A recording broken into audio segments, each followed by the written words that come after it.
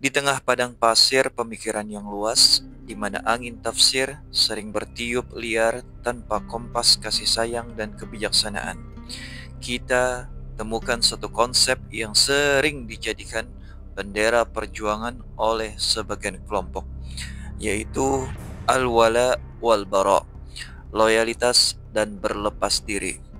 Sebuah konsep yang memang berasal dari Al-Quran dan hadis, tetapi dalam tangan sebagian golongan ia diolah menjadi palu pemecah ukhuwah, menjadi belati yang mencabik-cabik tubuh umat yang satu ini.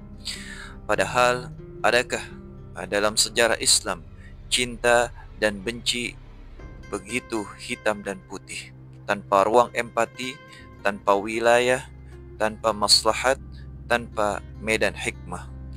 Konsep ini ketika dipahami secara sempit dan kaku telah menjelma menjadi alat untuk mengkafirkan, membid'ahkan, bahkan menghalalkan darah sesama muslim hanya karena perbedaan madhab, metode dakwah, ataupun bahkan hanya sekedar pakaian. Mereka yang berbeda dianggap musuh. Mereka yang tak sepaham dituduh bersekongkol dengan taghut. Mereka yang hidup damai bersama non-muslim dicap telah menjual wala kepada orang-orang kafir. Padahal ayyuhal ikhwah, jika kita kembali kepada sirah nabawiyah, kita akan melihat bahwa loyalitas tidak berarti kebencian membabi buta, dan berlepas diri tidak berarti memutus tali kemanusiaan. Rasulullah SAW tidak pernah bersikap keras kepada semua orang yang tidak beriman. Beliau SAW menjalin perjanjian damai dengan berbagai kabilah, termasuk yang musyrik sekalipun. Bahkan dalam perjanjian Hudaybiyah, beliau bersedia mengalah demi kemaslahatan yang lebih besar. Di manakah bara itu ketika beliau menerima delegasi Najran yang beragama Nasrani dan mempersilahkan mereka menginap di masjid? Di manakah bara itu ketika Rasulullah tetap berakhlak mulia kepada Abu Talib yang wafat dalam keadaan belum mengucapkan syahadah? Imam Ibn Al-Qayyim Al-Jauziyah berkata di dalam Al-Ahkam Ahlul Zimmah, فَإِنَّ الْبِرَّ وَالْقِسْطَ مَعَ الْكُفَّرِ غَيْرَ مَحْظُورٍ بَلْ مَأْمُورٌ بِهِ. Sesungguhnya berbuat baik dan adil kepada orang kafir bukanlah perkara yang dilarang, bahkan diperintahkan.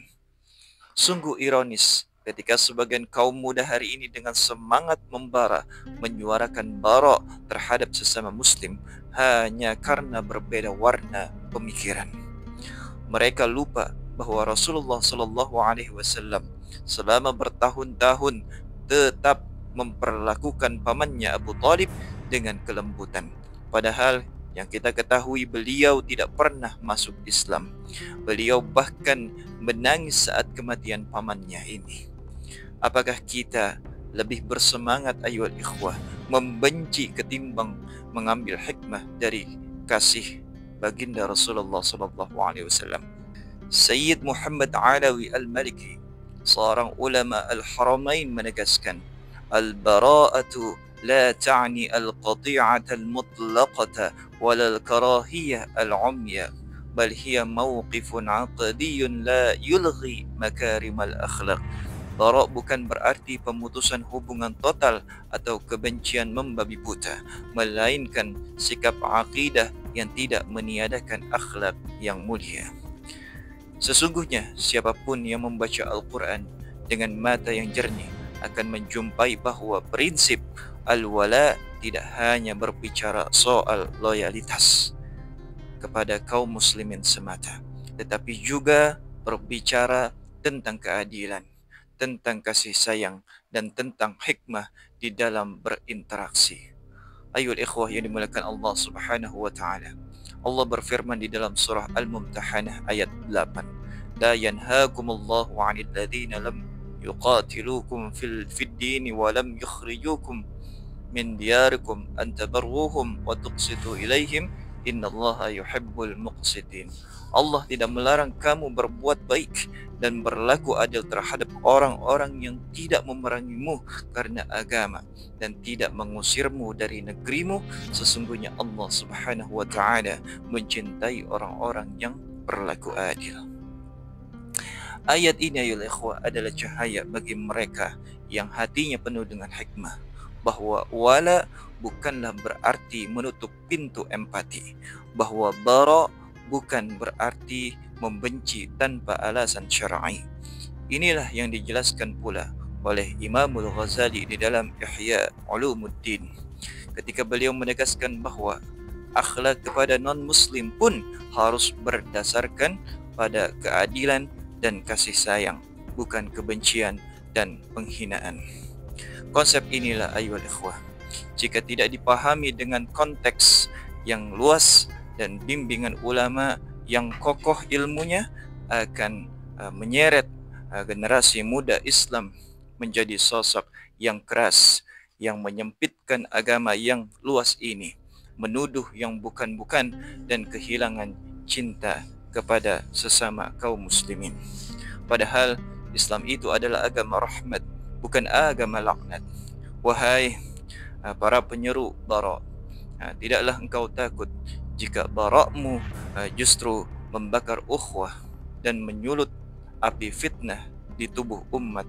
Tidakkah engkau membaca bahwa Rasulullah sallallahu alaihi wasallam pernah bersabda, "Ahibba lin-nas ma tuhibbu li nafsik, takun mu'minan."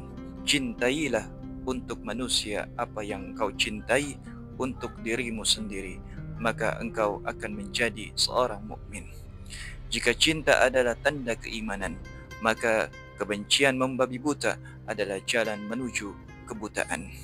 Marilah kita kembali pada pemahaman yang wasatiyah.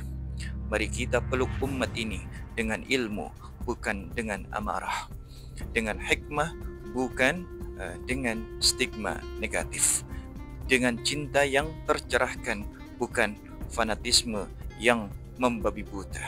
Sebab di tengah dunia yang retak oleh kebencian, Islam seharusnya hadir sebagai jembatan, bukanlah jurang, sebagai pelipur, bukanlah sebagai penghukum.